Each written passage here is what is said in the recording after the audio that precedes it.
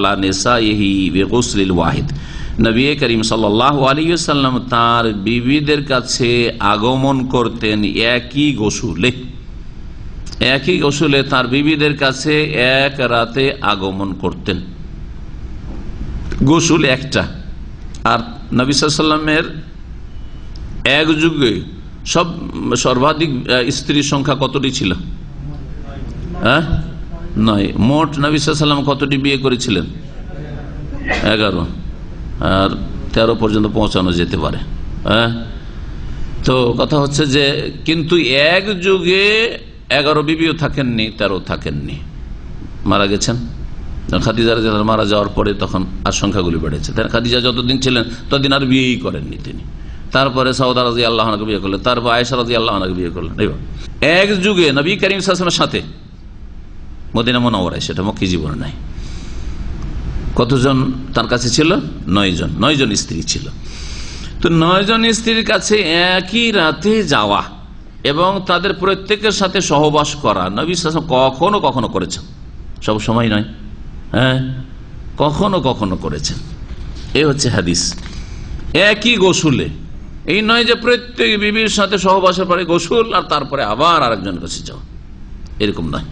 একই গোসলে মাঝখানে এক স্ত্রীর সাথে সহবাসের পরে আর এক স্ত্রীর কাছে যাওয়ার আগে উজু করেছেন কি করেননি তার কথাও হাদিস উল্লেখ নেই।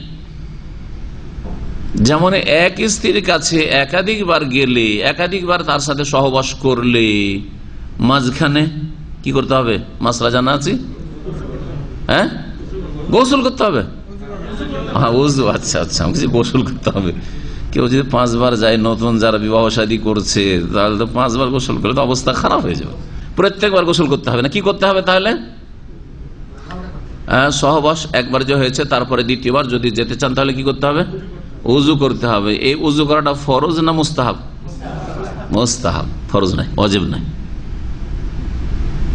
এতে আপনার শারীরিক উপকারিতা আছে, আপনার অ্যাক্টিভিটিস বেড়ে যাবে, আপনার যে যৌন চাহিদা আবার যেতে যেতে চাইছেন সেটা শক্তিশালী হবে, বেড়ে যাবে, আপনি একটু ফ্রি হয়ে যাবেন, ফ্রেশ হয়ে যাবেন। এই ফায়দাগুলি রয়েছে। আল্লাহ পাকের বিধানে হিকমত, রহস্য রয়েছে, কিন্তু এটি ফরজ নয়।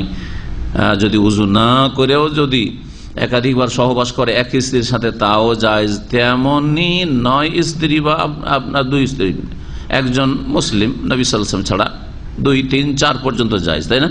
1, 2, 3, 4। তাহলে যদি কারো একাধিক স্ত্রী থাকে, তাহলে এক স্ত্রীর কাছে যাওয়ার পরে আর এক স্ত্রীর কাছে যদি যায় সহবাসের উদ্দেশ্যে, তাহলে মাঝখানে উজু করে নিলে ভালো, গোসল করে নিলে করতে পারে, জায়েজ আছে, বা ভালো করুক। আর যদি গোসল না করে উজু করে না মাঝখানে, সেটা ভালো। আর যদি উজুটাও না করে তো জায়েজ হবে কিনা? আগের মাসলাতে তো একই স্ত্রীর কাছে যাচ্ছে, সুতরাং উজু করা মুস্তাহাব বলেন, কিন্তু এই ক্ষেত্রে কি বলবেন? তাও জায়েজ।